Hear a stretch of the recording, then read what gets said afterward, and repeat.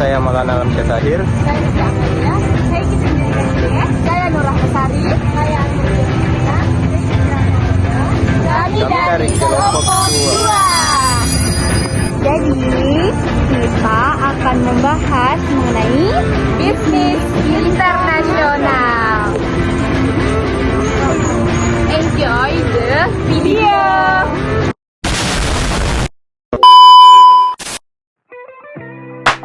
Baik, saya akan menjelaskan pengertian dari bisnis internasional. Bisnis internasional adalah bisnis yang segala kegiatannya dilakukan dengan melewati batas-batas negara. Tidak hanya dalam hal perdagangan saja, namun juga di bidang manufaktur maupun industri jasa yang berkembang di berbagai bidang seperti transportasi, pariwisata, konstruksi, komunikasi massa, periklanan, perbankan, perdagangan besar, dan perdagangan eceran. Itulah. Baik, di sini saya akan menjelaskan tujuan bisnis internasional. Yang pertama itu ekspansi pasar, yaitu memasuki pasar luar negeri untuk menjangkau lebih banyak konsumen yang dapat meningkatkan penjualan dan memperluas pengaruh perusahaan. Yang kedua yaitu meningkatkan keuntungan dengan mengakseskan pasar baru, memberikan peluang untuk meningkatkan pendapatan dan profit perusahaan dengan menjual lebih banyak produk atau layanan. Yang ketiga yaitu akses ke sumber daya, mendapat bahan baku, tenaga kerja, atau teknologi dengan biaya yang lebih rendah atau kualitas yang lebih tinggi dibandingkan di negara asal. Teman-teman, ruang lingkup bisnis internasional ada 3.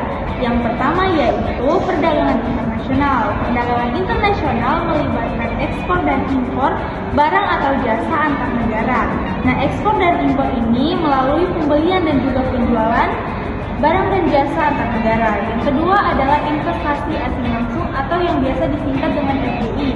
Nah, FDI ini merupakan investasi yang dilakukan oleh perusahaan di suatu negara ke perusahaan di negara lainnya dengan tujuan untuk memperoleh kontrol dan pengaruh yang signifikan atas perusahaan yang diinvestasikan.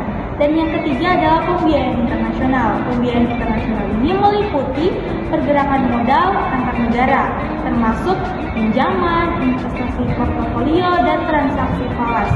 Nah, ketiga transaksi yang saya sebutkan tadi membantu perusahaan dan negara untuk mendapatkan pendanaan dan pengelolaan risiko keuangan.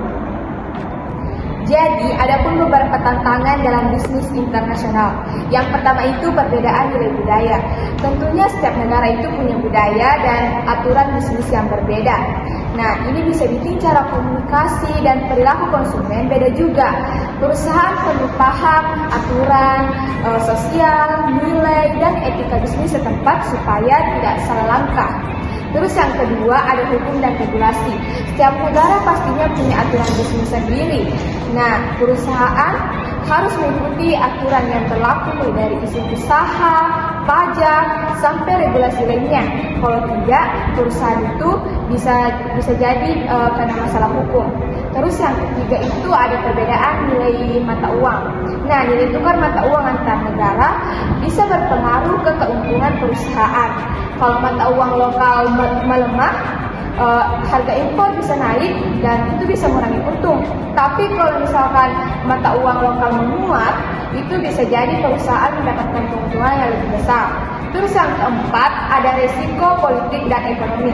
Perubahan politik atau kebijakan pemerintah bisa banget mengaruh ke operasional perusahaan. Ekonomi yang tidak stabil juga bisa bikin perusahaan itu susah berkembang dan bahkan berpengaruh ke kondisi keuangannya. Adapun unsur-unsur bisnis internasional yaitu pertama orientasi. Bisnis internasional memiliki 3 orientasi yang menjadi pedoman yaitu etnosentris, polisentris, dan geosentris.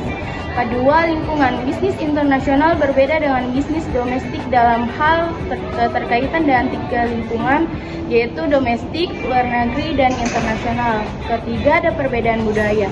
Perbedaan budaya antar negara dapat berpengaruh dalam bisnis internasional. Keempat, kekuatan eksternal yang tidak dikontrol langsung oleh manajemen meskipun dapat dipengaruhinya. Kelima, perdagangan transaksi antar negara dalam bisnis internasional biasanya dilakukan dengan cara tradisional yaitu dengan cara ekspor dan impor. Adapun dampak bisnis internasional terbagi menjadi 3. Yang pertama, ekonomi. Ekonomi bisnis internasional meningkatkan investasi, menciptakan lapangan kerja, dan mendukung pertumbuhan ekonomi di negara-negara yang terlibat.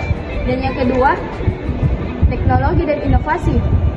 Teknologi dan inovasi dengan masuknya perusahaan asing negara dan mendapatkan akses ke teknologi baru dan inovasi yang dapat meningkatkan produktivitas dan daya asing.